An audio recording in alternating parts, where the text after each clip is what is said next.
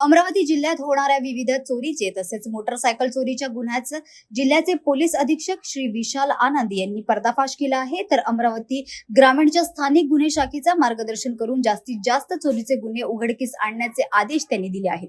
अमरावतीच्या स्थानिक गुन्हे शाखेकडून चांदूर रेल्वे पोलीस स्टेशन येथे रणजित राजू पारिसे या 24 वर्षीय आरोपी विरुद्ध अपराध क्रमांक 193/2024 कलम 379 भांदी आणि यवतमाळच्या महागाव पोलीस स्टेशन येथे 2024च्या 315 कलम 369 भादवी असे 2 गुन्हे उघडकीस आणण्यात आले आहेत।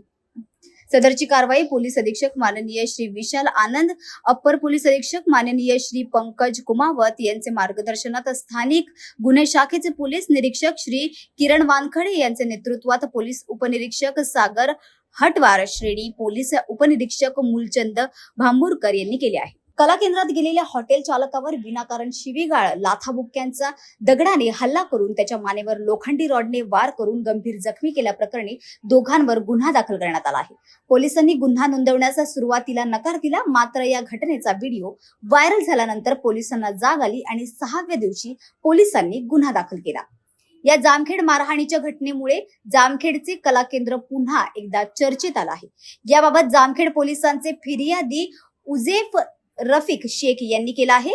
सदाफुले वस्ती जामखेड यांनी फिर्याद दिली आहे की दिनांक 26 मे रोजी रात्री 11 वाजता जामखेड शहराच्या उत्तरेस 2 किलोमीटर दूरवर असलेल्या स्वराज्य कला केंद्रात गेले असता विक्रम दादर व सोनू वाघमारे या माझ्या ओळखीच्या व्यक्तींनी मला कोणतेही कारण नसताना शिवीगाळ व लाथा मारल्या।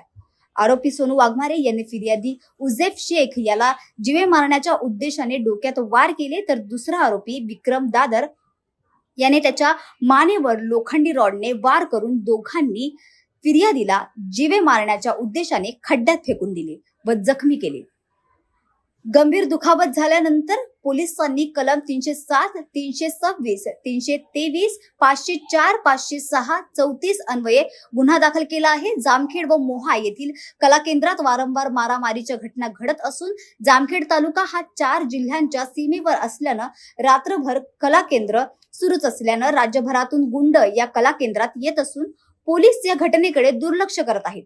जामखेड तालुक्यात गेल्या 8 ते 10 दिवसांपासून गंभीर स्वरूपाचे गुन्हे घडत आहेत, मात्र गुन्हे नोंदवण्यास पोलिसांच्या अनास्थेमुळे जामखेड तालुक्यात अवैध धंदे फोफावत असून गुन्हेगारी प्रसंगी उफाळून आले आहेत।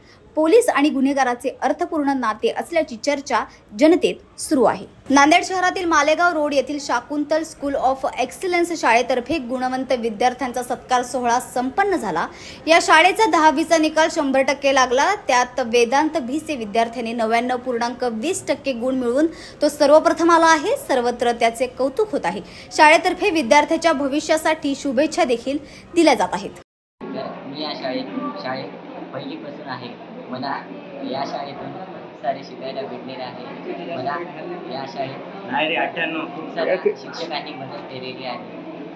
खास करून श्री सरांनी मला मार्गदर्शन केले आहे